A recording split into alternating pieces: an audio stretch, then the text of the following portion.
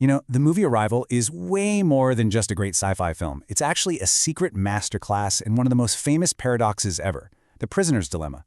So we're going to break down how this film so brilliantly shows us why cooperation is so incredibly hard, and yet why it's absolutely essential for our survival.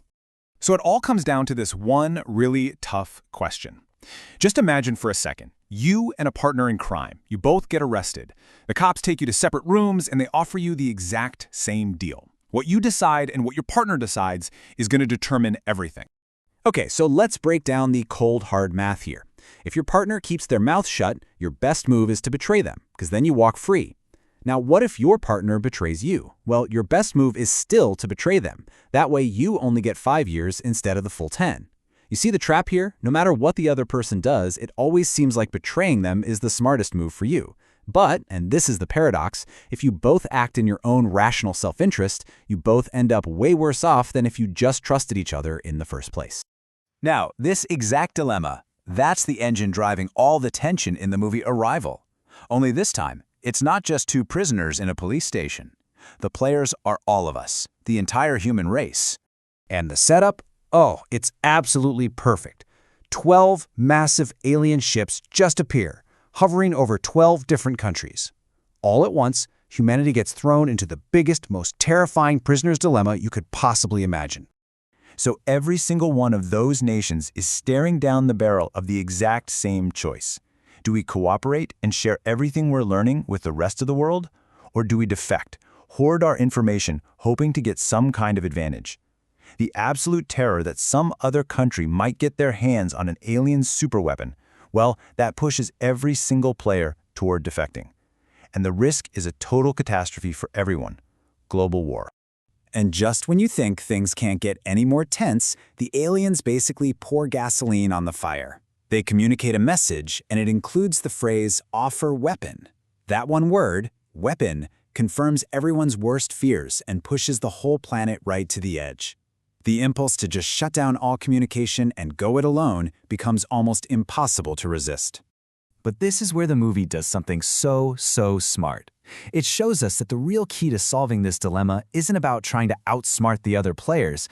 It's about completely changing the rules of the game itself. And the key, the big insight, comes from our hero, the linguist, Dr. Louise Banks. She realizes the weapon isn't a bomb. It's not a death ray. It's the language. It's a tool that can completely rewire how you see reality. Okay, so this is the mind-bending part. For us humans, time is a one-way street, right? A causes B, which causes C. But the aliens, the heptapods, they experience all of time at once. It's like they can see the whole map of time, past, present, and future, all laid out in front of them. And their language is built on that reality. And this is the absolute game changer. As Louise gets better and better at their language, her brain is literally being rewired. She starts to remember things that haven't happened yet. She can see the disastrous consequences of global conflict before it happens, which gives her exactly what she needs to stop it. So what Louise figures out, it's not just a cool movie plot device. Nope. It actually taps into a really deep truth that scientists are discovering about how we make choices. A truth that goes way beyond the simple, cold logic of classic game theory. Think about a game of chess or poker. That's a classic zero-sum game. There's a fixed pie. For me to win, you have to lose. My gain is your loss, plain and simple.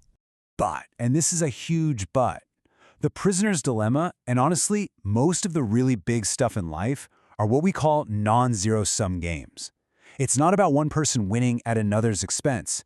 If we cooperate, we can actually make the pie bigger for everyone. We can both win together. For a long time, traditional game theory looked at this and said, okay, a rational player is basically a robot. It assumes you're only focused on maximizing your own personal gain, and you assume everyone else is doing the same. From that point of view, cooperating in the prisoner's dilemma is just illogical. But here's the kicker. When you actually get real people to play this game, something amazing happens. We don't always betray each other. We actually cooperate, a lot. Turns out, we aren't selfish robots. Behavioral science shows we're wired for social connection. We care about things like fairness, we want to trust people, and we want to be seen as trustworthy. We can switch our thinking from what's best for me to what's best for us. So what's the big takeaway from all this? From the movie, from the science? Well, it's all about how we can apply this way of thinking to the enormous challenges we're facing in the real world, right now. You start looking around and you realize our biggest global challenges, they are all giant high-stakes prisoners' dilemmas. Think about climate change, pandemics, arms control. For any single country, the rational short-term choice might be to pollute a little more or hoard resources. But if every country defects, we all lose, catastrophically. The only way to win is to play a different game, cooperation. Okay, so how do we actually pull this off? Well, the path forward starts with just recognizing the kind of game we're in, that it's non-zero sum. Then we need that perspective shift, just like Louise had, to move past pure self-interest.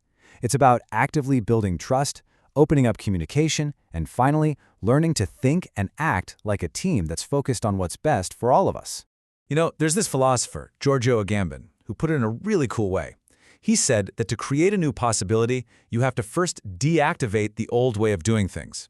You have to make that old, purely self-interested, zero-sum mindset inoperative. That's exactly what Louise did, right? She learned a language that deactivated her old understanding of time and conflict.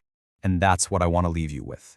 In the movie, the aliens gave humanity a weapon that was actually a gift, a new perspective. So as we face our own global dilemmas, the big question is, what's the weapon?